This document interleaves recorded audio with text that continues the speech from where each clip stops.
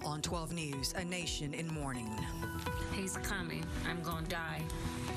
The deadliest mass shooting in U.S. history strikes Orlando. More questions about how the gunman, who had been investigated by the FBI, obtained his weapons. I don't see anything in reviewing our work that our agents should have done differently, but we'll look at it in an open and honest way. Team coverage of the Orlando terror attack starts now. Live from Southeast Texas, 12 News at 5 starts now. Solemn tributes pouring in from around the world today amid tears and heartache. Prayers for the city of Orlando following the deadliest mass shooting in U.S. history. Welcome to 12 News. I'm Erica Harris. As the nation remembers the lives lost at the Pulse nightclub in Orlando, there are some major developments in the investigation.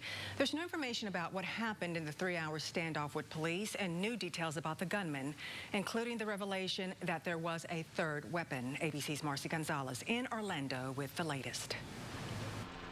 From the horrors of yesterday to the heartbreaking confirmation today, dozens of families now learning their loved ones are among the victims. We missed him. We missed him. We love him. At the scene where 49 people were so viciously killed, investigators collecting evidence as federal authorities delve into the killer's past. It appears that the shooter was inspired by various extremist information that was disseminated over the internet. 29-year-old Omar Mateen was interviewed by the FBI 3 times in 2013 and 2014 for possible links to terrorism. But he also had a lot of hatred for people, black people, women, nor did he like gay or lesbian people. But the FBI deemed Mateen was not a threat, and he was able to buy the assault rifle and handgun used in the attacks legally. He passed the background check. Mateen using them to unleash 3 hours of terror early Sunday inside this gay nightclub during Latin night, in the midst of which he called 911, pledging loyalty to ISIS. But he also appeared to claim solidarity with the perpetrators of the Boston Marathon bombing and solidarity with a Florida man who died as a suicide bomber in Syria, which adds a little bit to the confusion about his motives. And Mateen, of course, was killed by the SWAT team here. We learned today they decided to break through a wall of the nightclub when Mateen threatened to strap bombs onto his hostages. Marcy Gonzalez, ABC News, Orlando.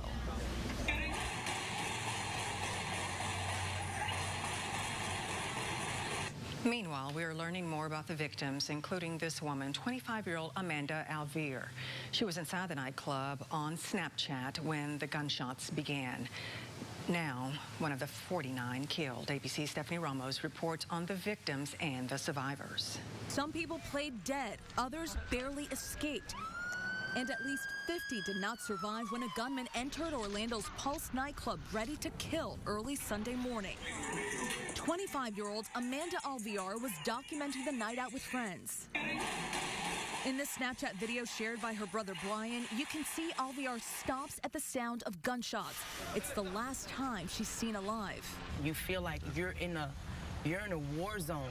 It was just so chaotic. He wanted to kill every single one of us in there. The gunman killing 23-year-old Stanley Almodovar, 34-year-old Edward Sotomayor Jr., 20-year-old Luis Omar Ocasio-Capo.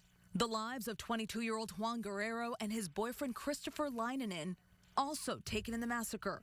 We heard from Leinenen's mother as she desperately held on to hope that her young son would still be alive. It's terrible.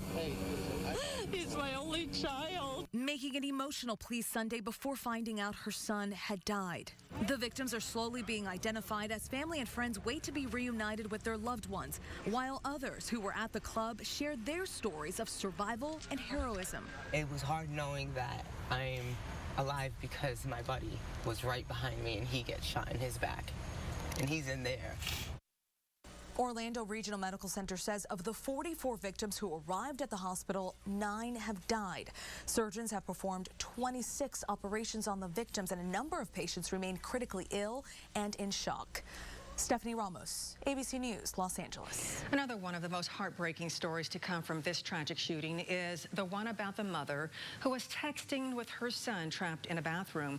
He sent her a text saying, "Mama, I'm going to die." And unfortunately, Ina's Justice's 30-year-old son, Eddie, was killed in the shooting. Eddie texted her shortly after 2 a.m. Sunday asking her to call police. He told her he sought cover inside a bathroom with other people. He texted me at 2:06 and said, "Mommy, I love you." In the club, there's shooting. That was at 2:06. Trapped in the bathroom, downtown. Please call police. I'm going to die. Call them, Mama, now. I'm in the bathroom. He's coming. I'm going to die. 50 people were killed in the shooting, including the shooter, Omar Martin. And we're learning new information about the 29-year-old gunman. He was born in New York to parents from Afghanistan.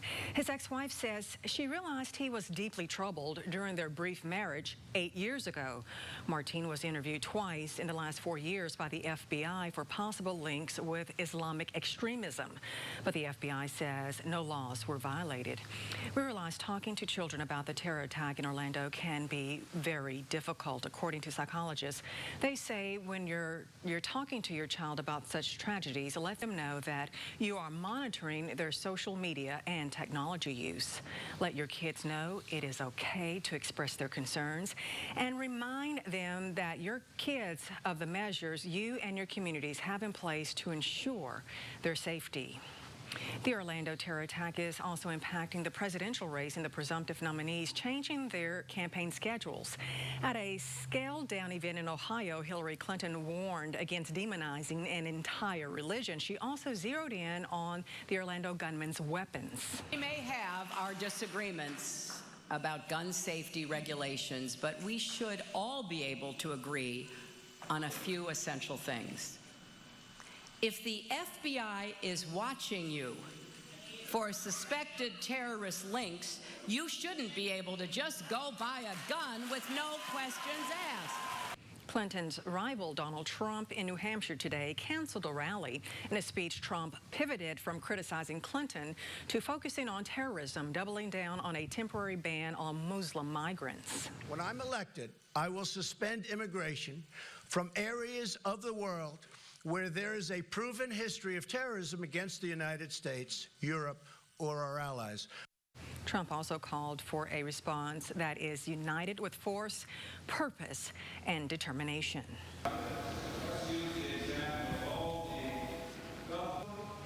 Back here at home in Beaumont, about 200 people attended a mass at St. Anthony Basilica Cathedral dedicated to the victims of the Orlando shooting. Before the service, 12 News reporter Ryan Henson spoke with Bishop Curtis Guillory about how this mass was about uniting people. Ryan joins us in studio with more. Ryan. Yes, Erica, just over 200 attended that noon mass dedicated to the shooting victims, including some non-Catholics and Beaumont Mayor Becky Ames and City Councilman Claude Goodros. Bishop Curtis Guillory started the service by explaining that dedication was a way to promote unity amongst different groups. In light of the attack, he wanted to give Southeast Texans a chance to pray and reflect on the incident. Parishioners Donald and Lois Pomfrey don't usually attend the noon mass, but today they supported the victims. They say people can no longer sit back when they see someone is troubled or possess a potential threat. I find nowhere in the Bible that says we should be inhumane to another human being because we disagree with them. Even Jesus Christ saved people and said, "Your sins are forgiven." And if he can do that, why can't we as human beings be equally just to one another? The bishop was supposed to be out of town, but stayed to host this special mass dedicated for the victims involved with the killings that he described as horrendous. He also notes that it's important not to make the same mistake as the shooter and judge a group of people for an individual's actions. Ryan Henson, 12 News. Prayers from around the world continue to pour into the Orlando area. Let's take a look at some of them posted online using the hashtag #PrayForOrlando. And this one is from Dallas. Brian Curtis at NBC5 says, Dallas stands with Orlando tonight. Pride flag on the Omni Hotel, red, white, and blue on the Bank of America Plaza and Reunion Tower. And then we have another one here, and this is hashtag Pray for Orlando. And this one comes from Paris, as you can see, the Eiffel Tower there lit up. And we have our last one here, and really sad. Aaron says, live how you want to. And as you can see, the candles there, and then the hashtag Orlando Strong. We really want to hear from you. We have so much more coverage on this Orlando terror attack. For more stories on the victims and responses from around the world, visit our website at 12newsnow.com.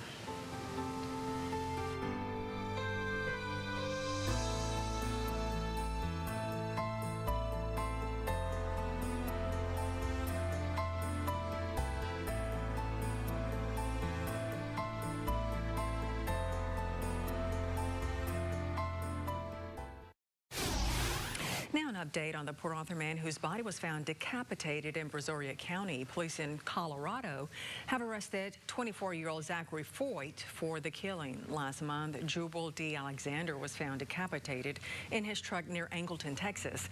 A witness identified Foyt as the killer.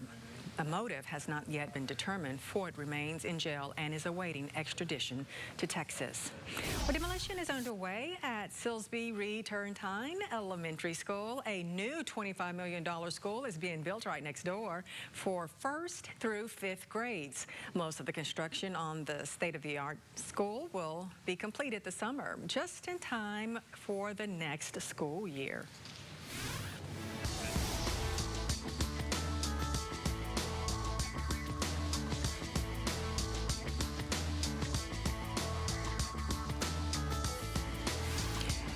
First, what's right in Southeast Texas, how you can help this little girl from Orange reach her dream.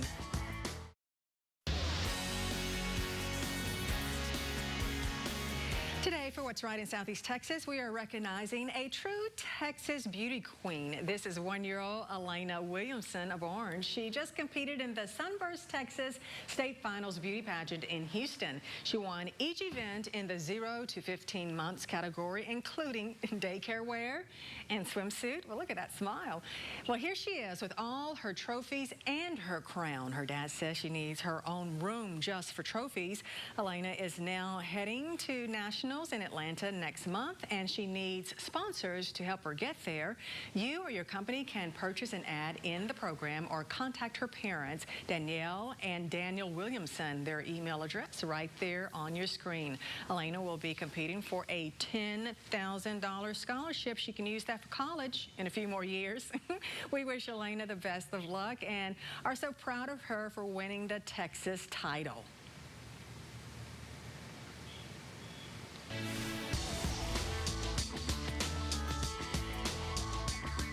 Well, it's been a pretty active day across Southeast Texas. Some areas seeing some locally heavy rainfall of almost 2 inches. Right now, a lot of clouds in Beaumont at Cowboy Power Sports. Slightly cooler weather coming up over the weekend, Erica. Ahead on 12 News, what experts suggest you do with your leftover painkillers. If you have some extra painkillers and don't know what to do with them, you are not alone. Johns Hopkins researchers finds 60% of prescription opiate users have leftovers. Experts suggest using a drug take-back program or seal them in a container with an inedible substance and throw them away.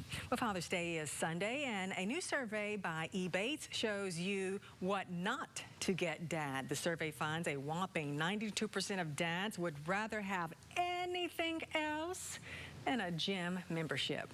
Other things the survey suggests you don't buy dad: underwear and socks and the usual tie. I guess I'll have to make some returns. Well, Patrick is back in just a moment, but first here's a live look at downtown Beaumont, courtesy of Packer LaPrey, a member of our Medical Center of Southeast Texas SkyCam Network.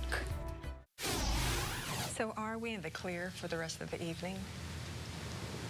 Not necessarily. Still watching radar very closely. I don't want to say yes quite yet, but it's looking better. As you can see, some very isolated showers just south of, let's see, Silsbee, near Lumberton, also around Honey Island, and just to the west of, let's see, Woodville. Watching a weakening band of showers and thunderstorms just to the northwest of Palestine. Texas, if it holds together roughly around 8:30, it would reach our area. Regardless, it does look like drier days are ahead, only a 10, maybe 20% coverage, and lower 90s. We'll see sun coming up tomorrow, and then we're going to sizzle as we head towards Wednesday, Thursday, and Friday. Highs mid-90s. Heat indices around 105. Boy, you really got to hydrate if you if you work outside. And then going to be watching for some big storms coming up over the weekend. Could be severe Saturday. Okay, and we continue our coverage of the Orlando terror attack. Right now, 45 of the 49 killed have been identified. Investigators found a third weapon in the suspected shooter's vehicle outside the nightclub. And there are vigils going on around the world tonight in memory of those killed. There is much more to this story. More coverage on the Orlando terror attack starts right now on World News with David Mirror. Thank you and have a good night.